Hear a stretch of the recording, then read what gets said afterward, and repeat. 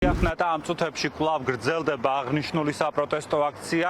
საუბარს დავიწყებ ბოლო ინფორმაციით, ეს წუთია ნაციონალური მოძრაობის წევრებმა გააკეთეს განცხადება, რომ ისინი ახლა წუთით-წუთზე შეიტანენ უკვე განცხადებას და მიმართვას იმპიჩმენტის პროცედურების დაწყებასთან დაკავშირებით ერთიანი ნაციონალური მოძრაობიდან გორის საკრებულოში არის 9 წევრი, ხოლო 3 მათგანი პარტია გახარია საქართველოსთან 12 ადამიანის ხელმოწერა ამ შემთხვევაში, როგორც ისინი აცხადებენ, არის საკმარისი იმისათვის, რომ გორის მუნიციპალიტეტის საკრებულოს თავმჯდომარის დავით რაზმაძის იმპიჩმენტის პროცესი დაიწყოს. რაც შეეხება თავად საპროტესტო აქციას, დღეს აქ შეიკრიბნენ როგორც ადგილობრივები, ისე სამოქალაქო აქტივისტები თბილისიდან. ისინი ერთხმაში აცხადებენ, რომ დავით რაზმაძემ გააკეთა მოღალატეობრივი განცხადება. დღეს აქ სიმბოლურად გაშალეს საქართველოს და ევროკავშირის დროშები, ადგილობრივები, გორელები, რომლებმაც საკუთარი თვალით ნახეს ის საომარი მოქმედებები და ის აგრესია გამოსადეს საკუთარ თავზე, იხსენებენ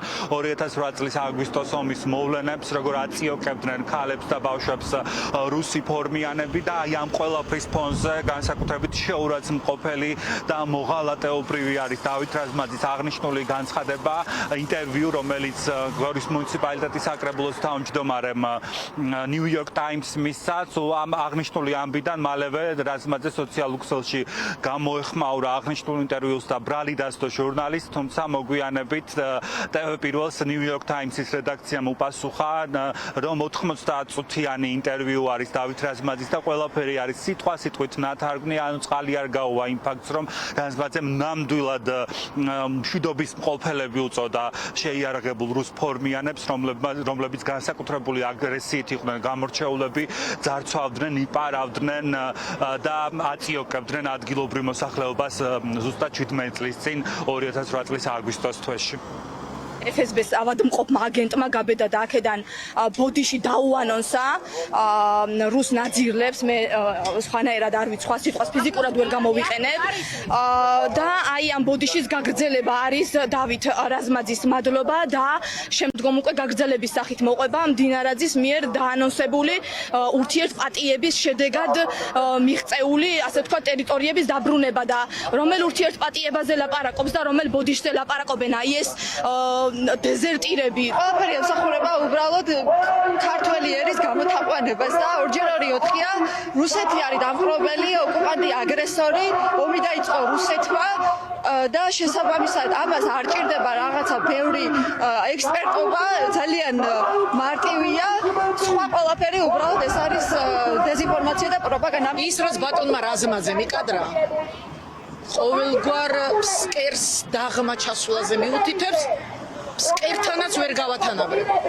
ძალიან გული მწყდება, რომ გორილებმა ტაში დაუკრეს ივანიშვილს, როცა განუცხადა, რომ თურმე უნდა მოვემზადოთ და მზად ვიქნებით, როდესღაც რომ ჩვენ ბოდიში მოუხადოთ რუსებს, ვინ რუსებს უნდა მოუხადოთ ხალხო ბოდიში, ან ვინ ოსებს უნდა მოუხადოთ ბოდიში, ვინც ჩვენი ჯარისკაცების სახეებზე, წიხლებით, ტანზე, წიხლებით შემდგარი თამაშობდნენ და დახტუნაობდნენ. თითქოს რუსები მშვიდობის ყოფილები ყოფილან, როცა 2008 წელს ამ მოედანზე დაბომბეს ხალხი, მათ შორის მშვიდობიანი ხალხი.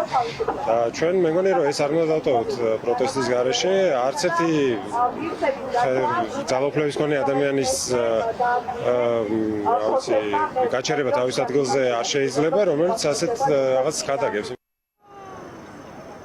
აღნიშნული განცხადება არ იყო პირველი და დავით რაზმაძის მხრიდან ტელე-პირველის არქივი ინახავს არაერთ განცხადებას, რომელსაც აკეთებდა ხოლმე გორის მუნიციპალიტეტის საკრებულოს თავმჯდომარე, ის გამოირჩეოდა ყოველთვის ანტიდასავლური და ანტიამერიკული რიტორიკით.